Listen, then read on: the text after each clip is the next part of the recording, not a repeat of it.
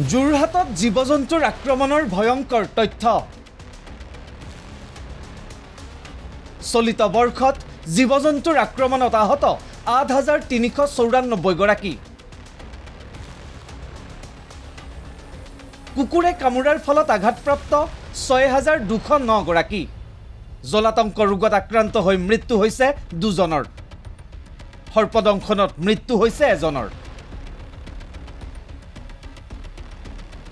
চিকিৎসাধীন হ'বলগীয়া হৈছে ৩৫৬ গৰাকী লোক।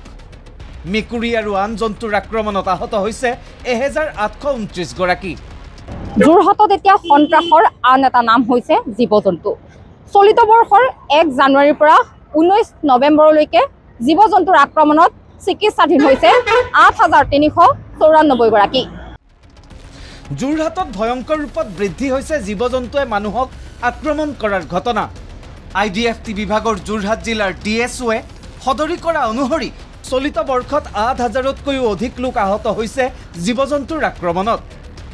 কুকুৰে কামোৰা জানুৱাৰীৰ পৰা আমাৰ যোৰহাট ডিষ্ট্ৰিক্টত ৬,২০৯ জন ৰোগী আছিলে আৰু অন্যান্য জন্তুৱে কামোৰা ১,৮২৯ জন আছিলে আৰু সাপে কামোৰা আছিলে জানুৱাৰীৰ পৰা এতিয়া নৱেম্বৰ মাহলৈকে ৩,৫০৬ জন। এতিয়ালৈকে আমাৰ ২জন লোকৰ মৃত্যু হৈছে, এজন নাৰায়ণপুৰ টি ষ্টেট আৰু এজন আমাৰ গৰুমৰা অঞ্চলত। 356 জন ৰোগী আমাৰ মেডিকেলত ভৰ্তি হৈছে। এজন সাপে কামোৰা ৰোগীৰ মৃত্যু হৈ তেওঁ হ'ল তিতাবৰ পৰা আহিছিলে, সময়মতে তেওঁ নাপালেহি বা ট্ৰিটমেণ্টটো পোৱাত অকণমান দেৰি হ'ল, সেইটো কাৰণে মৃত্যু হ'ল। কিন্তু সৰ্পদংশনৰ এণ্টি-স্নেক ভেনম আমাৰ হস্পিটেলত চবতে এভেইলেবল আছে। গতিকে সময় যদি পাই যায় বেজৰ ওচৰলৈ নগৈ, তেতিয়াও সাপে কামোৰাৰ চিকিৎসা আমাৰ যোৰহাট সকল হস্পিটেলতে পাব।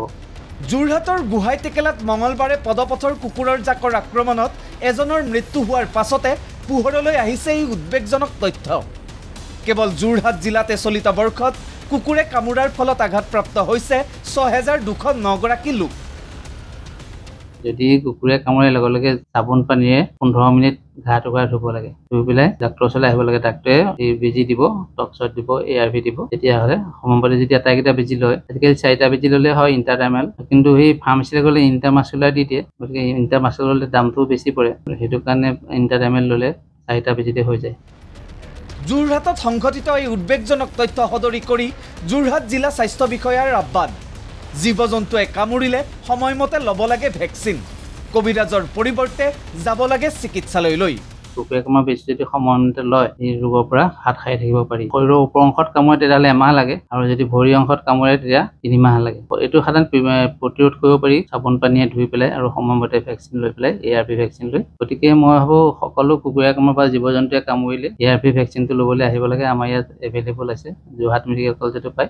গাঁৱলীয়া দৰৱ খায়, বেজৰ ওচৰলৈ যায়, বেজি নলয়। তাৰ ফলতে এই যিকেইটা ৰোগীৰ 2টা মৃত্যু হৈছে বুলি ক'লোঁ, সেইটো কাৰণে জলাতংক ৰোগত মৃত্যু হৈছে। যোৰহাটৰ পৰা প্ৰিয়ংকা সেনাপতিৰ ৰিপৰ্ট, ND24।